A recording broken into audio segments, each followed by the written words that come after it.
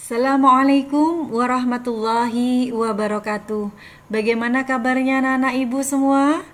Mudah-mudahan semuanya dalam keadaan sehat dan bahagia, selalu dalam lindungan dan kasih sayang Allah Subhanahu wa taala. Pada pertemuan kali ini kita akan belajar tentang tema 5 subtema 1. Sebelum kita lanjutkan, marilah kita awali bersama dengan membaca basmalah. Bismillahirrahmanirrahim. Pada subtema 1 muatan IPS kita akan belajar tentang 3 hal. Yang pertama yaitu letak astronomis Indonesia, yang kedua letak geografis Indonesia, dan yang ketiga Indonesia sebagai negara maritim dan agraris. Untuk lebih jelasnya kita bahas satu-satu yuk.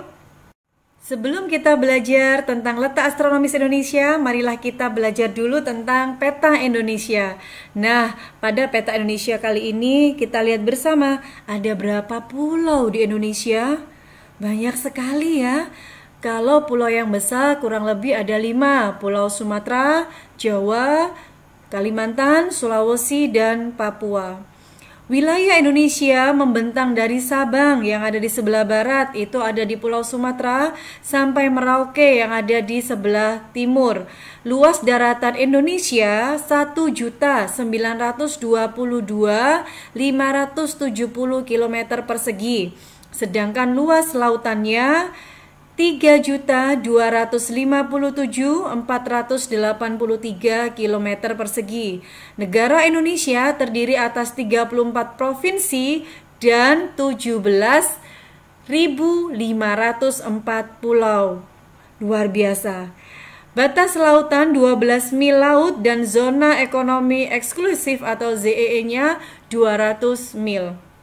Luar biasa sekali Allah memberikan keberkahan kepada kita semuanya berada di negara Indonesia yang terdiri dari banyak pulau, sangat luas dan beragam. Batas wilayah Indonesia yang sebelah utara, Malaysia, Singapura, Filipina, Laut Cina Selatan. Sebelah selatan, Timor Leste, Australia, dan Samudra Hindia. Sebelah barat, Samudra Hindia, sebelah timur Papua Nugini dan Samudra Pasifik. Selanjutnya kita akan belajar tentang bagian atau komponen-komponen yang ada di dalam peta. Yang pertama adalah judul. Sebuah peta harus memiliki judul, tujuannya untuk menjelaskan jenis peta tersebut. Judul biasanya terletak di atas gambar. Yang kedua, petunjuk arah. Petunjuk arah biasanya berada pada bagian ruang kosong di peta. Petunjuk arah berisi simbol arah mata angin. Yang atas, bagian apa Nana? Utara. Yang ketiga adalah legenda. Legenda peta berfungsi untuk menjelaskan mengenai keterangan simbol-simbol yang terdapat pada peta. Yang keempat, skala peta. Skala merupakan perbandingan jarak antara keadaan pada peta dengan jarak keadaan sebenarnya. Yang kelima adalah simbol. Simbol peta berupa gambar, tanda pada peta. Simbol berfungsi untuk mewakili keadaan sesungguhnya, seperti simbol kota, simbol jalan kereta api, simbol gunung, simbol sungai, dan lain sebagainya. Yang keenam adalah insert. Insert merupakan sebuah peta berukuran kecil dan lebih detail yang disisipkan pada peta utama. Fungsinya antara lain adalah untuk penunjuk lokasi dan memperjelas sebuah lokasi. Yang ketujuh adalah warna peta. Peta memiliki simbol-simbol warna, tujuannya untuk menjelaskan keadaan tempat atau objek di permukaan bumi. Misalnya, warna biru untuk perairan, warna coklat untuk pegunungan, dan warna kuning untuk dataran tinggi dan lain sebagainya. Yang kedelapan adalah garis tepi. Garis tepi adalah sebuah garis untuk membatasi ruang pada peta, biasanya berbentuk persegi 4. Garis tepi dibuat pada peta agar gambar berada tepat di tengah-tengah dan meletakkan garis astronomi.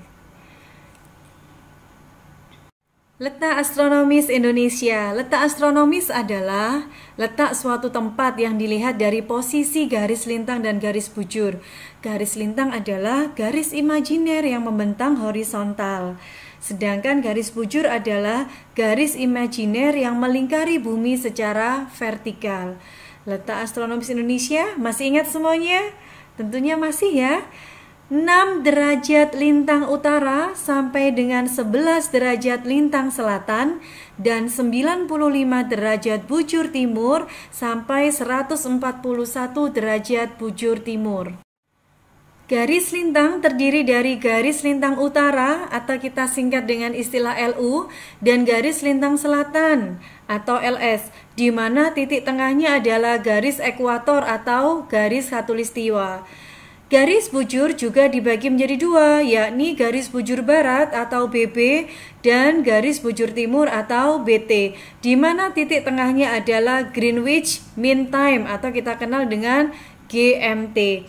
GMT sendiri merupakan waktu di Greenwich, salah satu kota di Inggris. Kota ini ditetapkan sebagai standar waktu dunia pada tahun 1884.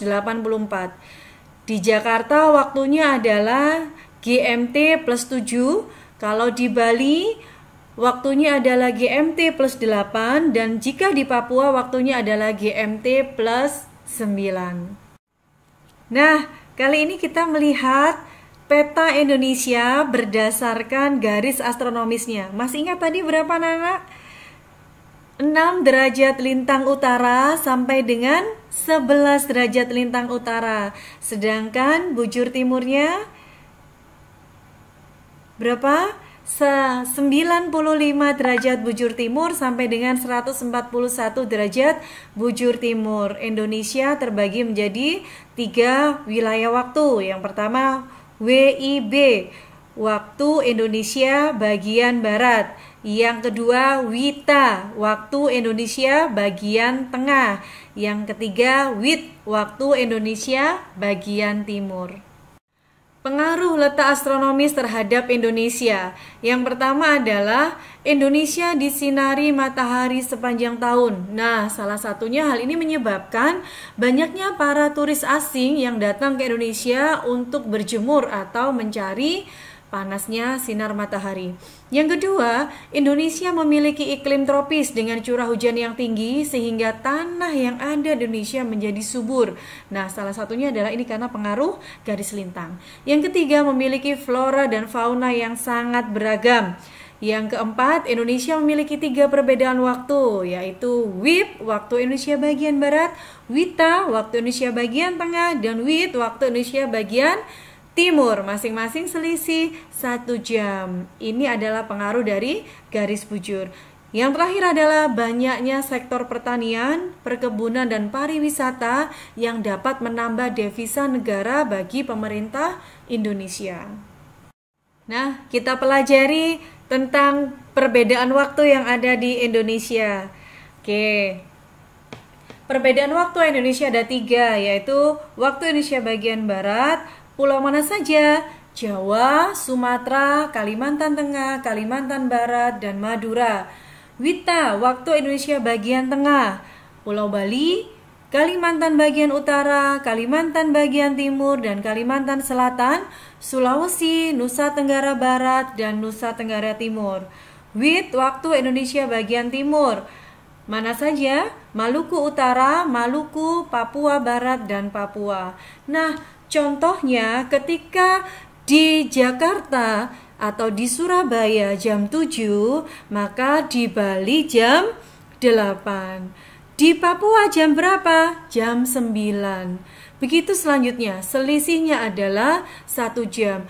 Ketika di Surabaya jam 10 pagi, maka WITA jam 11. Di bagian timur pukul 12. Begitu ya.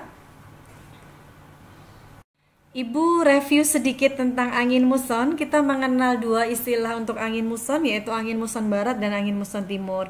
Angin muson barat bertiup pada bulan Oktober sampai dengan bulan April, bersifat basah dan banyak menghasilkan hujan. Dari mana? Karena angin ini bergerak dari benua Asia ke benua Australia. Benua Asia sedang berlangsung musim dingin, suhu udaranya rendah, tekanan udaranya tinggi. Sedangkan di Australia sedang berlangsung musim panas, sehingga suhu udaranya tinggi tapi tekanan udaranya rendah. Angin muson barat melewati perairan yang sangat luas, yaitu Laut Cina Selatan dan Samudra Hindia.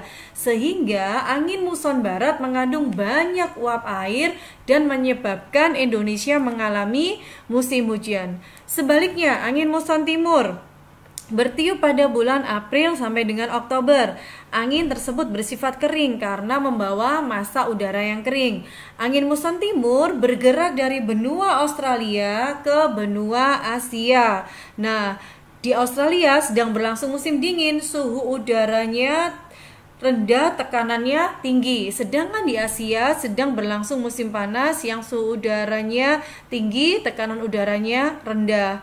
Angin muson timur di Indonesia melalui gurun pasir di bagian utara Australia yang kering dan hanya melalui lautan yang sempit. Hal ini menyebabkan Indonesia mengalami musim kemarau. Selanjutnya kita belajar tentang letak geografis Indonesia. Apa sih letak geografis? Letak geografis adalah letak suatu tempat berdasarkan kenyataan di permukaan bumi. Letak geografis suatu daerah dibatasi oleh letak geografis daerah lain. Indonesia terletak di antara dua samudra, yaitu Samudra Hindia dan Samudra Pasifik. Indonesia juga terletak di antara dua benua, yaitu benua Asia dan benua Australia. Pengaruh letak geografis. Yang pertama, Indonesia yang diapit oleh dua samudra besar memiliki pengaruh angin laut yang membawa curah hujan tinggi. Hal ini pula yang menyebabkan Indonesia memiliki iklim tropis. Yang kedua, Indonesia hanya memiliki dua musim. Hal ini dipengaruhi angin musim yang berhembus setiap 6 bulan sekali, yaitu angin muson barat dan angin muson timur. Yang kedua, terletak pada cross position membuat Indonesia memiliki keragaman budaya, bahasa, peradaban, dan juga agama. Dan yang keempat, Indonesia sebagai pusat perdagangan dan pelayaran atau jalur perdagangan utama. Indonesia sebagai negara maritim dan agraris. Indonesia sebagai negara maritim, kenapa? Karena sebagian besar wilayah Indonesia terdiri atas perairan. 2/3-nya berupa lautan dan 1/3-nya berupa daratan.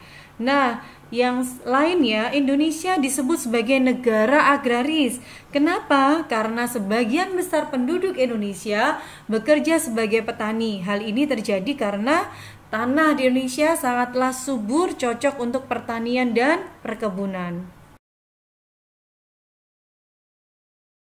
Alhamdulillahirrabbilalamin. Terima kasih anak-anak, pelajaran kita pada hari ini telah usai.